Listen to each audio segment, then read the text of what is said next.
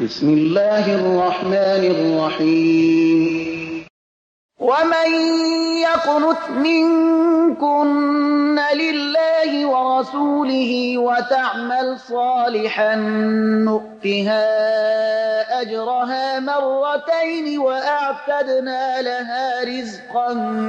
كريما يا نساء النبي لستن كأحد من النساء إن اتقيتن فلا تخضعن بالقول فيطمع الذي في قلبه مرض وقلن قولا معروفا وقرن في بيوتكن ولا تبرجن تبرج الجاهلية الأولى وأقمنا الصلاة وآتينا الزكاة وأطعنا الله ورسوله إنما يريد الله ليذهب عنكم الرجس أهل البيت ويطهركم تطهيرا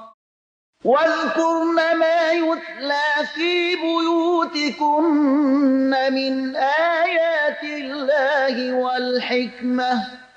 إن الله كان لطيفا خبيرا إن المسلمين والمسلمات والمؤمنين والمؤمنات والقانتين والقانتات والصادقين والصادقات والصابرين والصابرات والخاشعين والخاشعات والمتصدقين والمتصدقات والصائمين والصائمات والحافظين فروجهم والحافظات والذاكرين الله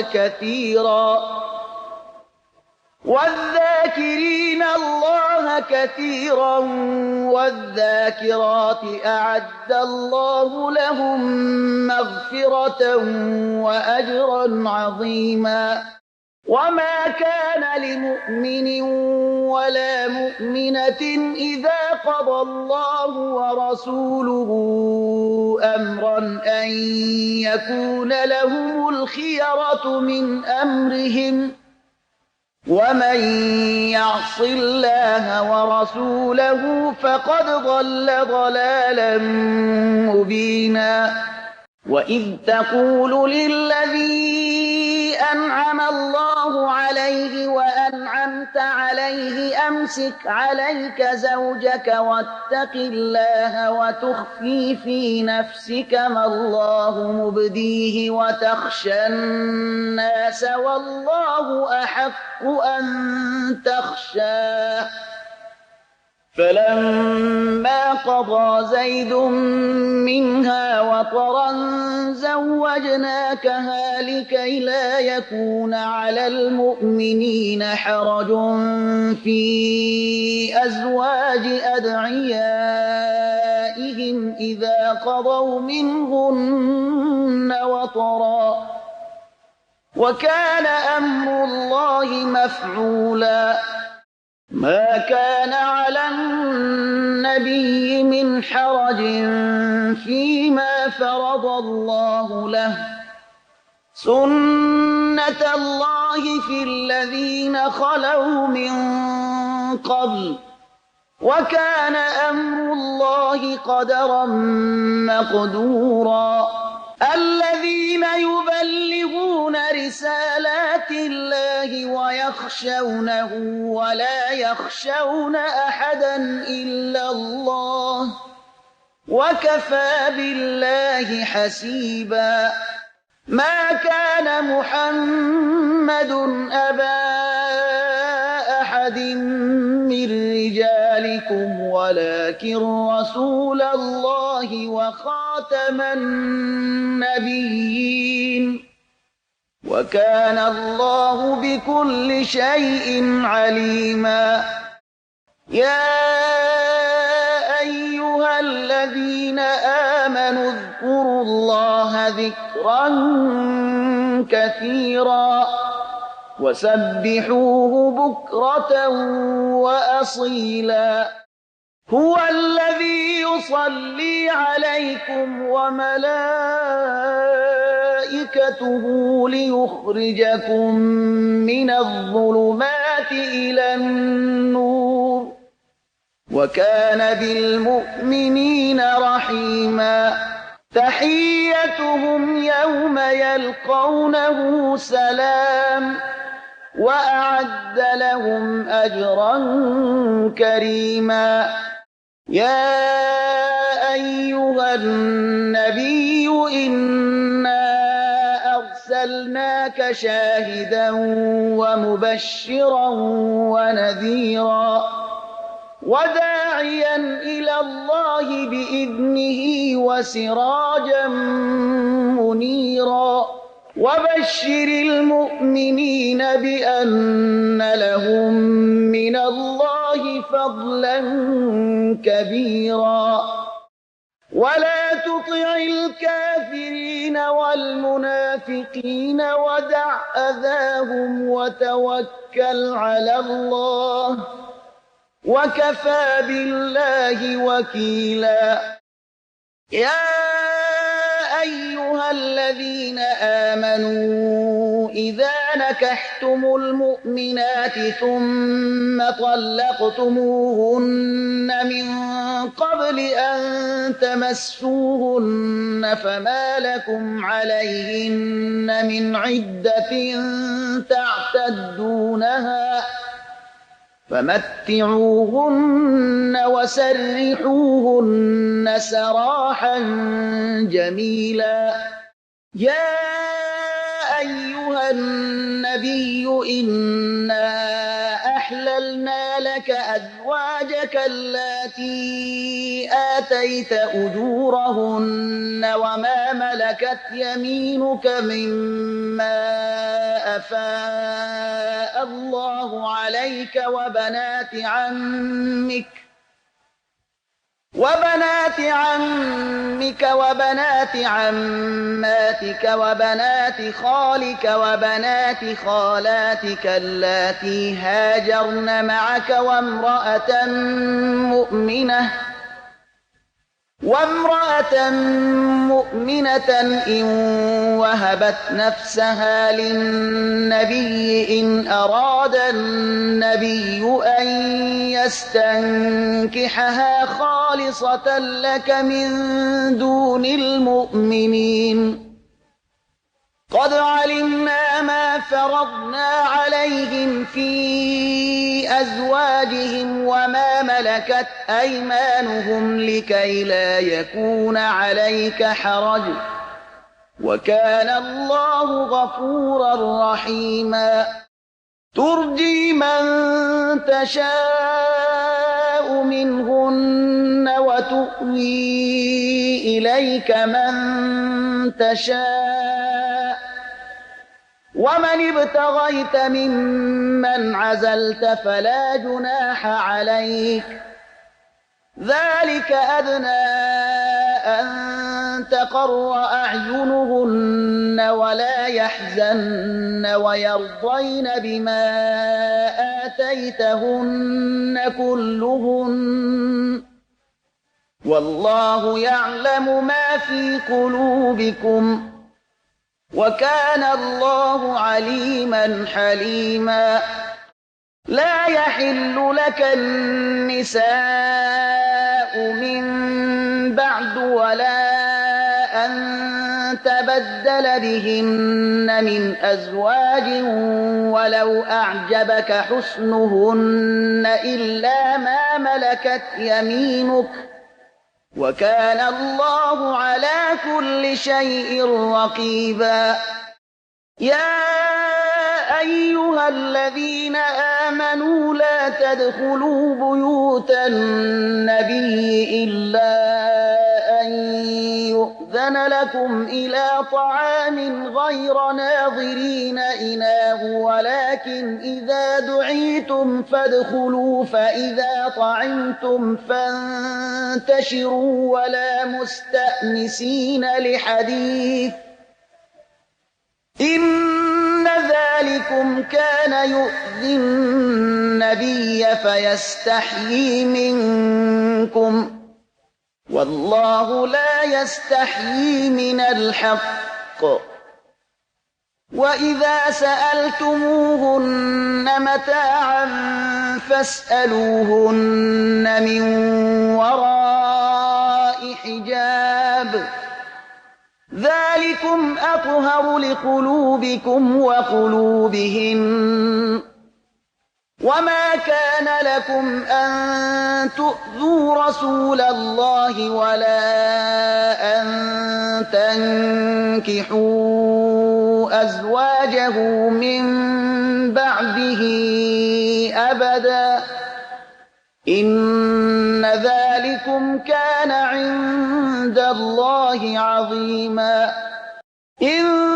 تبدوا شيئا أو تخفوه فإن الله كان بكل شيء عليما لا جناح عليهن في آبائهن ولا أبنائهن ولا إخوانهن ولا أبناء إخوانهن ولا أبناء أخواتهن ولا نسائهن ولا ما ملكت أيمانهن واتقين الله إن الله كان على كل شيء شهيدا إن الله وملائكته يصلون على النبي يا أيها الذين آمنوا صلوا عليه وسلموا تسليما إن الذين يؤذون الله ورسوله لعنهم الله في الدنيا والآخرة وأعد لهم عذابا مهينا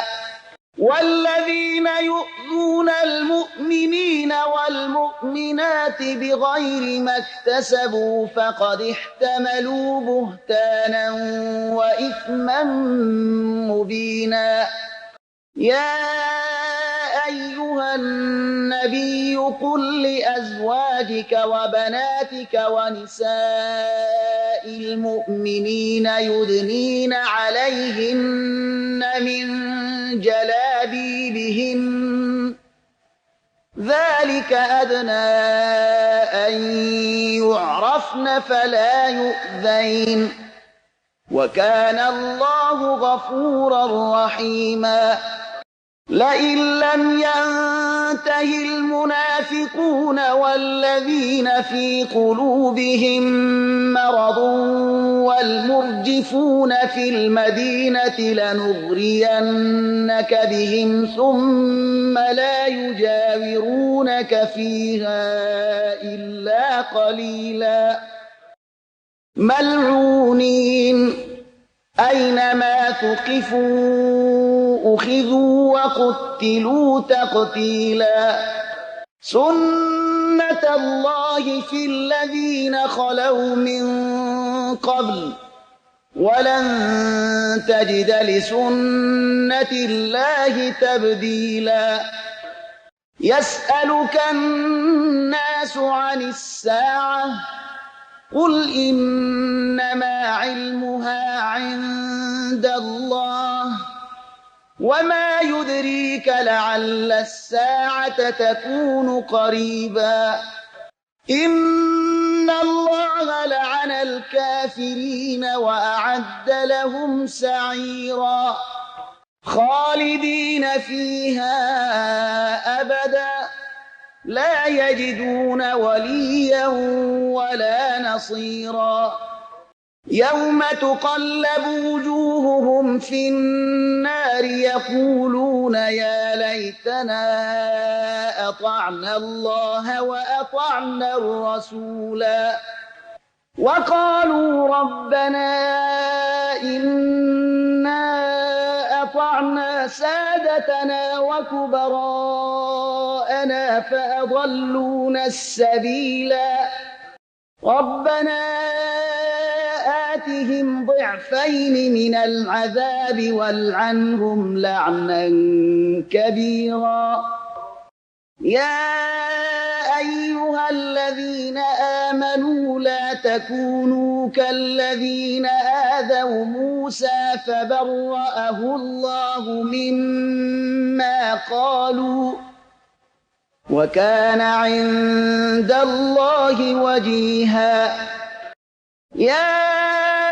أيها الذين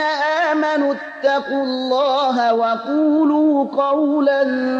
سديدا يصلح لكم أعمالكم ويغفر لكم ذنوبكم ومن يطع الله ورسوله فقد فاز فوزا عظيما إنا عرضنا الأمانة على السماوات والأرض والجبال فأبين أن يحملنها وأشفقن منها وحملها الإنسان إنه كان ظلوما جهولا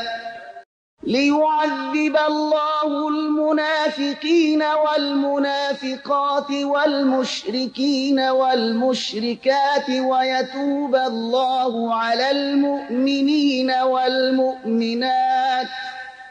وكان الله غفورا رحيما بسم الله الرحمن الرحيم الحمد لله الذي له ما في السماوات وما في الأرض وله الحمد في الآخرة وهو الحكيم الخبير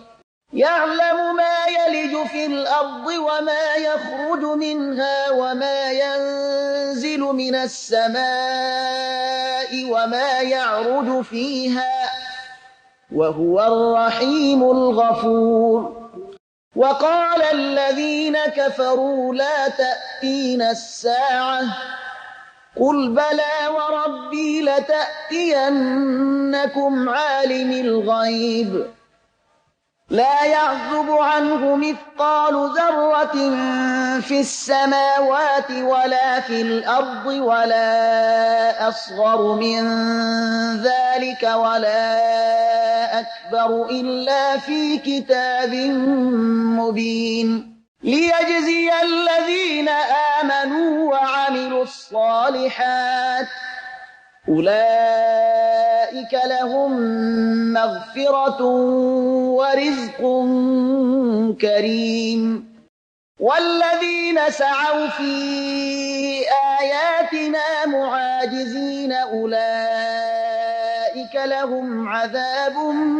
من رجز أليم ويرى الذين أوتوا العلم الذي أنزل إليك من ربك هو الحق ويهدي إلى صراط العزيز الحميد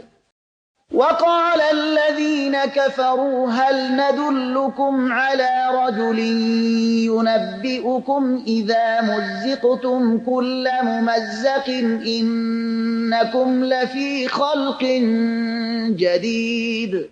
أفترى على الله كذبا أم به جنة بل الذين لا يؤمنون بالآخرة في العذاب والضلال البعيد أفلم يروا إلى ما بين أيديهم وما خلفهم من السماء والأرض إن نشأ نخسف بهم الأرض أو نسقط عليهم كسفا من السماء إن في ذلك لآية لكل عبد منيب ولقد آتينا داود منا فضلا يا جبال أوبي معه والطير وألنا له الحديد أن اعمل سابغات وقدر في السرد واعملوا صالحا إني بما تعملون بصير ولسليمان الريح غدوها شهر ورواحها شهر وأسلنا له عين القطر ومن الجن من يعمل بين يديه بإذن ربه ومن يزغ منهم عن أمرنا نذقه من عذاب السعير يعملون له ما يشاء من محاريب وتماثيل وجفان كالجواب وقدور الراسيات اعملوا آل داود شكرا وقليل من عبادي الشكور فلما قضينا عليه الموت ما دلهم على موته إلا دابة الأرض تأكل من سأته فلما خر تبينت الجن أن لو كانوا يعلمون الغيب ما لبثوا في العذاب المهين لقد كان لسبإ في مسكنهم آية جنتان عن يمين وشمال كلوا من رزق ربكم واشكروا له بلدة طيبة ورب غفور فأعرضوا فأرسلنا عليهم سيل العرم وبدلناهم بجنتيهم جنتين ذواتي أكل خمط وأسل وشيء من سدر قليل ذلك جزيناهم بما كفروا وهل نجازي إلا الكفور وجعلنا بينهم وبين القرى التي باركنا فيها قرى ظاهرة وقدرنا فيها السير سيروا فيها ليالي وأياما آمنين فقالوا ربنا باعد بين أسفارنا وظلموا أنفسهم فجعلناهم أحاديث ومزقناهم كل ممزق إن في ذلك لآيات لكل صبار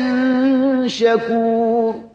ولقد صدق عليهم إبليس ظنه فاتبعوه إلا فريقا من المؤمنين وما كان له عليهم من سلطان إلا لنعلم من يؤمن بالآخرة ممن هو منها في شك وربك على كل شيء حفيظ قل ادعوا الذين زعمتم من دون الله لا يملكون مثقال ذرة في السماوات ولا في الأرض وما لهم فيهما من شرك وما له منهم من ظهير ولا تنفع الشفاعة عنده إلا لمن أذن له حتى إذا فزع عن قلوبهم قالوا ماذا قال ربكم قالوا الحق وهو العلي الكبير قل من يرزقكم من السماوات والأرض قل الله وإنا أو إياكم لعلى هدى أو في ضلال مبين قل لا تسألون عما أجرمنا ولا نسأل عما تعملون قل يجمع بيننا ربنا ثم يفتح بيننا بالحق وهو الفتاح العليم قل أروني الذين ألحقتم به شركاء كلا بل هو الله العزيز الحكيم وما أرسلناك إلا كافة للناس بشيرا ونذيرا ولكن أكثر الناس لا يعلمون ويقولون متى هذا الوعد إن كنتم صادقين قل لكم ميعاد يوم لا تستأخرون عنه ساعة ولا تستقدمون وقال الذين كفروا لن نؤمن بهذا القرآن ولا بالذي بين يديه ولو ترى إذ الظالمون موقوفون عند ربهم يرجع بعضهم إلى بعض القول يقول الذين استضعفوا للذين استكبروا لولا أنتم لكنا مؤمنين قال الذين استكبروا للذين استضعفوا أنحن صددناكم عن الهدى بعد إذ جاءكم بل كنتم مجرمين وقال الذين استضعفوا للذين استكبروا بل مكر الليل والنهار إذ تأمروننا أن نكفر بالله ونجعل له أندادا وأسروا الندامة لما رأوا العذاب وجعلنا الأغلال في أعناق الذين كفروا هل يجزون إلا ما كانوا يعملون وما أرسلنا في قرية من نذير إلا قال مترفوها إنا بما أرسلتم به كافرون وقالوا نحن أكثر أموالا وأولادا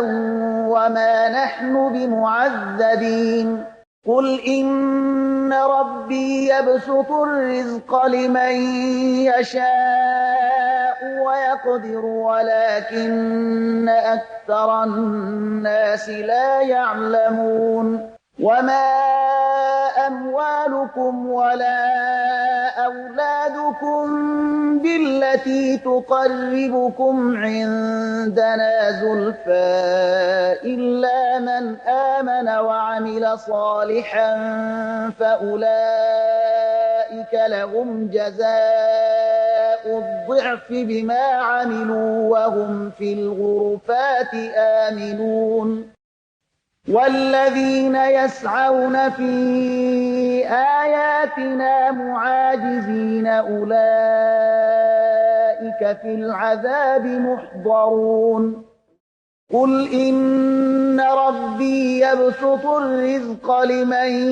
يشاء من عباده ويقدر له وما أنفقتم من شيء فهو يخلفه وهو خير الرازقين ويوم يحشرهم جميعا ثم يقول للملائكة الملائكة أهؤلاء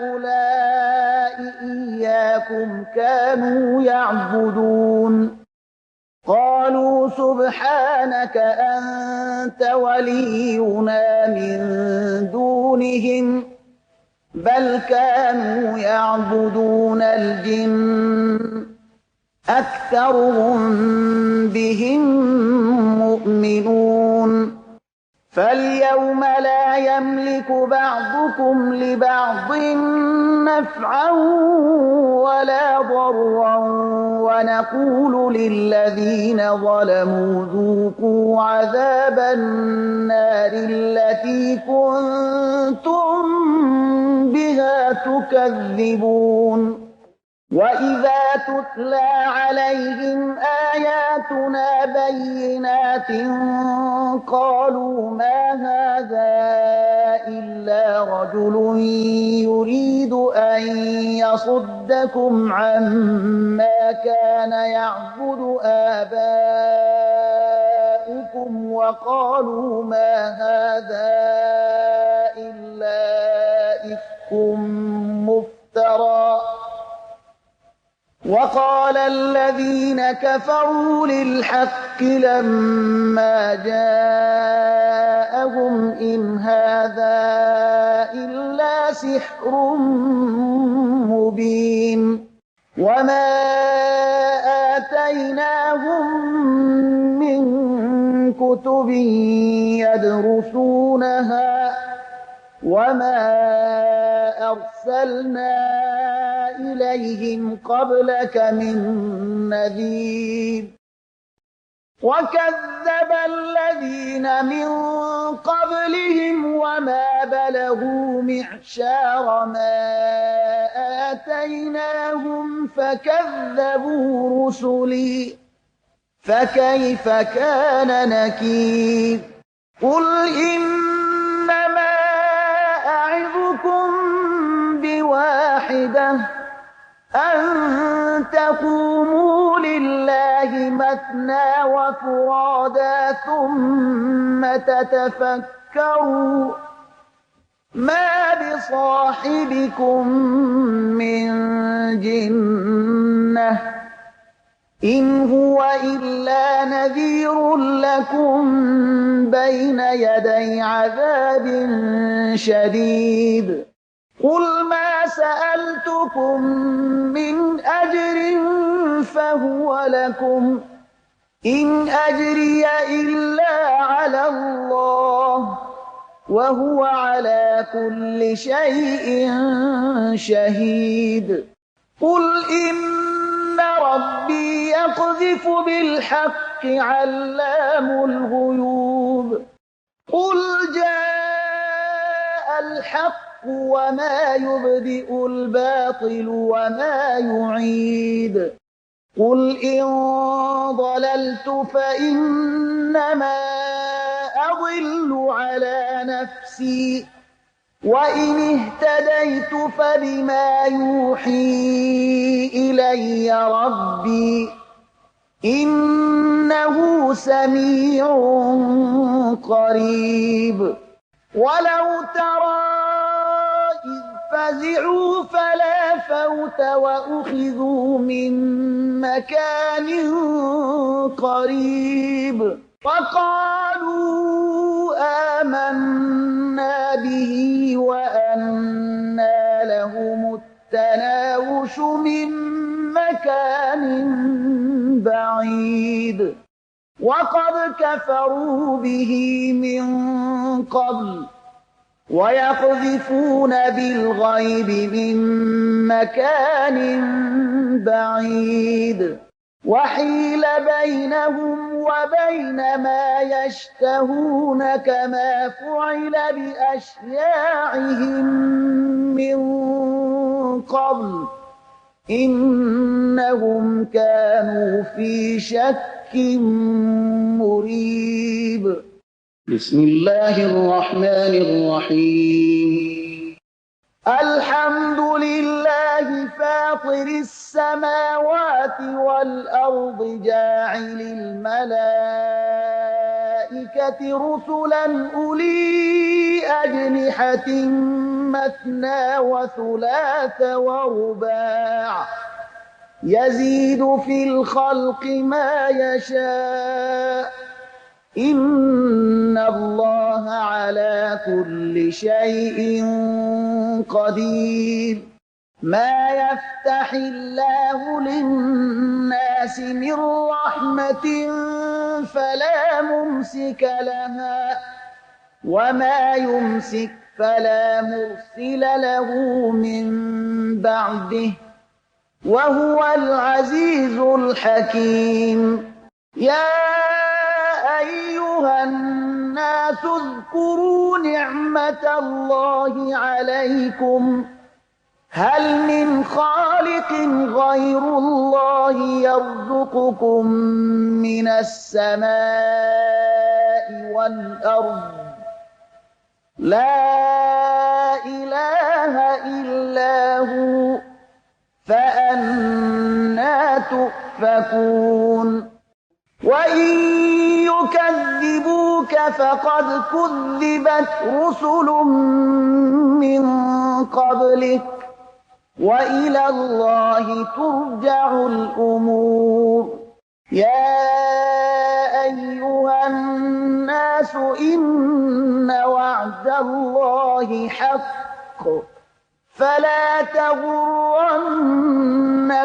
الحياة الدنيا ولا يغرنكم بالله الغرور إن الشيطان لكم عدو فاتخذوه عدوا إنما يدعو حزبه ليكونوا من أصحاب السعير الذين كفروا لهم عذاب شديد والذين آمنوا وعملوا الصالحات لهم مغفرة وأجر كبير أفمن زين له سوء عمله فرآه حسنا فإن الله يضل من يشاء ويهدي من يشاء فلا تذهب نفسك عليهم حسرات إن الله عليم بما يصنعون والله الذي أرسل الرياح فتثير سحابا فسقناه إلى بلد ميت فأحيينا به الأرض بعد موتها كذلك النشور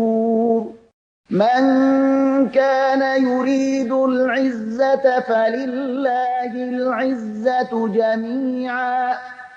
إليه يصعد الكلم الطيب والعمل الصالح يرفعه والذين يمكرون السيئات لهم عذاب شديد ومكر أولئك هو يبور والله خلقكم من تراب ثم من نطفة ثم جعلكم أزواجا وما تحمل من أنثى ولا تضع إلا بعلمه وما يعمر من معمر ولا ينقص من عمره إلا في كتاب إن ذلك على الله يسير وما يستوي البحران هذا عذب فرات سائغ شرابه وهذا ملح أجاج ومن كل تأكلون لحما طريا وتستخرجون حلية تلبسونها وترى الفلك فيه مواخر لتبتغوا من فضله ولعلكم تشكرون يولج الليل في النهار ويولج النهار في الليل وسخر الشمس والقمر كل يجري لأجل مسمى ذلكم الله ربكم له الملك والذين تدعون من دونه ما يملكون من قطمير إن تدعوهم لا يسمعوا دعاءكم ولو سمعوا ما استجابوا لكم ويوم القيامة يكفرون بشرككم ولا ينبئك مثل خبير يا أيها الناس أنتم الفقراء إلى الله والله هو الغني الحميد إن يشأ يذهبكم ويأتي بخلق جديد وما ذلك على الله بعزيز ولا تزر وازرة وزر أخرى وإن تدع مثقلة إلى حملها لا يحمل منه شيء ولو كان ذا قربى إنما تنذر الذين يخشون ربهم بالغيب وأقاموا الصلاة ومن تزكى فإنما يتزكى لنفسه وإلى الله المصير وما يستوي الأعمى والبصير ولا الظلمات ولا النور ولا الظل ولا الحرور وما يستوي الأحياء ولا الأموات إن الله يسمع من يشاء وما أنت بمسمع من في القبور إن أنت إلا نذير إنا أرسلناك بالحق بشيرا ونذيرا وإن من أمة إلا خلا فيها نذير وإن يكذبوك فقد كذب الذين من قبلهم جاءتهم رسلهم بالبينات وبالزبر وبالكتاب المنير ثم أخذت الذين كفروا فكيف كان نكير ألم تر أن الله أنزل من السماء ماء فأخرجنا به ثمرات مختلفا ألوانها ومن الجبال جدد بيض وحمر مختلف ألوانها وغرابيب سود ومن الناس والدواب والأنعام مختلف ألوانه كذلك إنما يخفى يخشى الله من عباده العلماء إن الله عزيز غفور إن الذين يتلون كتاب الله وأقاموا الصلاة وأنفقوا مما رزقناهم سرا وعلانية يرجون تجارة لن تبور ليوفيهم أجورهم ويزيدهم من فضله إنه غفور شكور والذي أوحينا إليك من الكتاب هو الحق مصدقا لما بين يديه إن الله بعباده لخبير بصير ثم أورثنا الكتاب الذين اصطفينا من عبادنا فمنهم ظالم لنفسه ومنهم مقتصد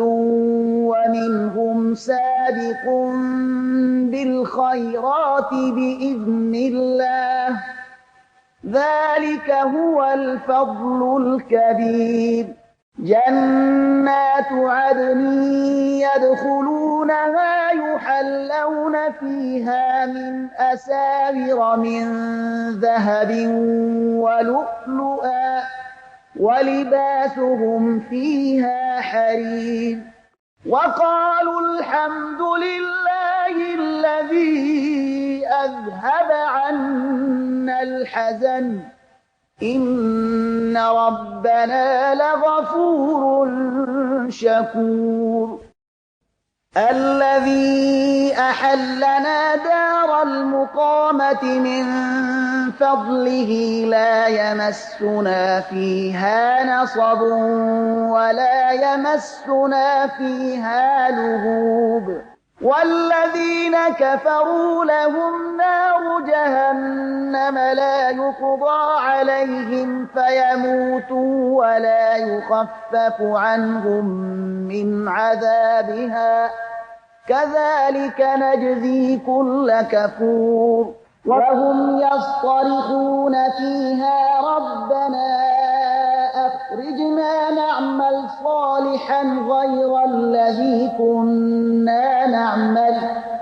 أولم نعمركم ما يتذكر فيه من تذكر وجاءكم النذير فذوقوا فما للظالمين من نصير إن الله عالم غيب السماوات والأرض إنه عليم بذات الصدور هو الذي جعلكم خلائف في الأرض فمن كفر فعليه كفره ولا يزيد الكافرين كفرهم عند ربهم إلا مقتا ولا يزيد الكافرين كفرهم إلا خسارا قل أرأيتم شركاءكم الذين تدعون من دون الله أروني ماذا خلقوا من الأرض أم لهم شرك في السماوات أم آتيناهم كتابا فهم على بينة منه بل إن يعد الظالمون بعضهم بعضا إلا غرورا إن الله يمسك السماوات والأرض أن تزولا ولئن زالتا إن أمسكهما من أحد من بعده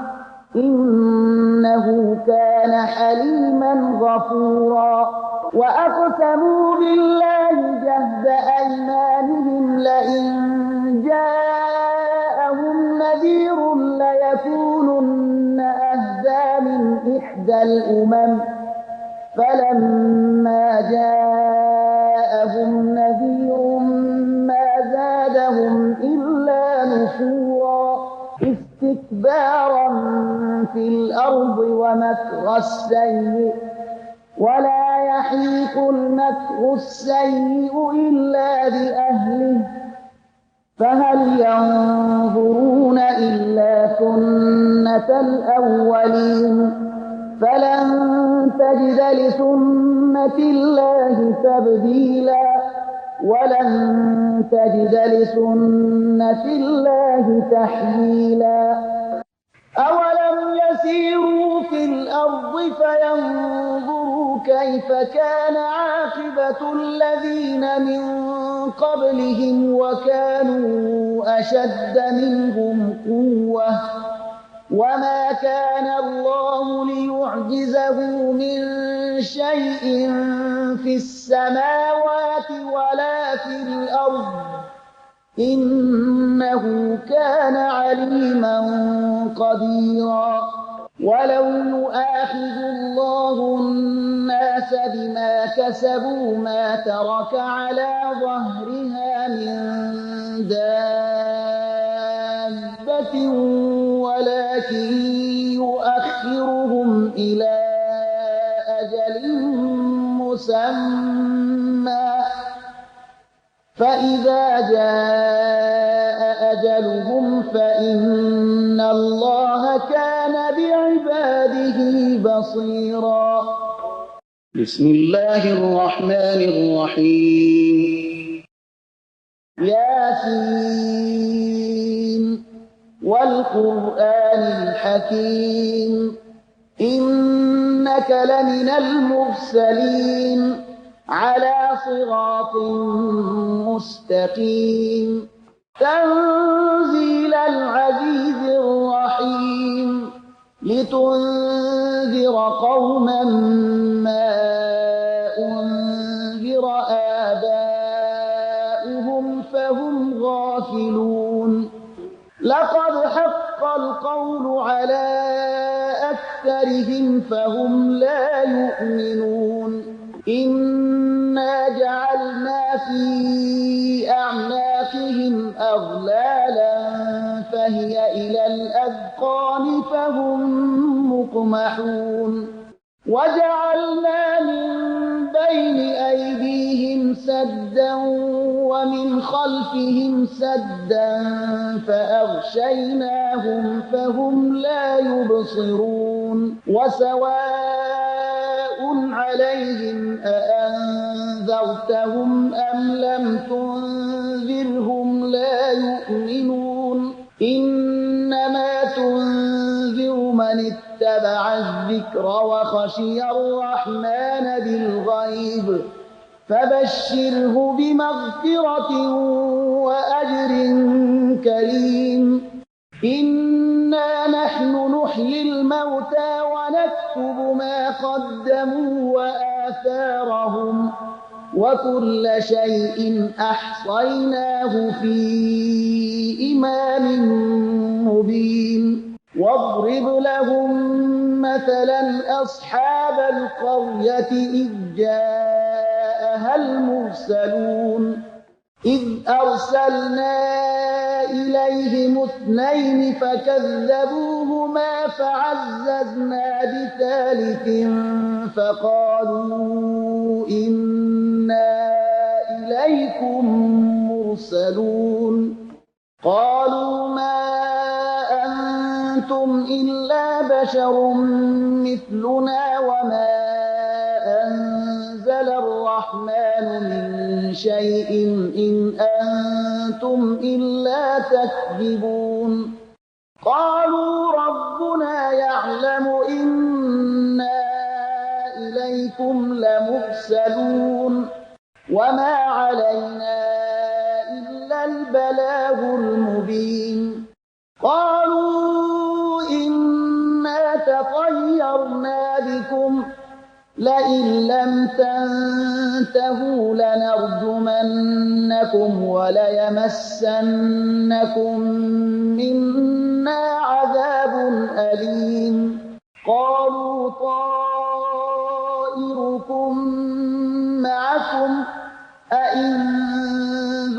ذكرتم بل أنتم قوم مسرفون وجاء من أقصى المدينة رجل يسعى قال يا قوم اتبعوا المرسلين اتبعوا من لا يسألكم أجرا وهم مهتدون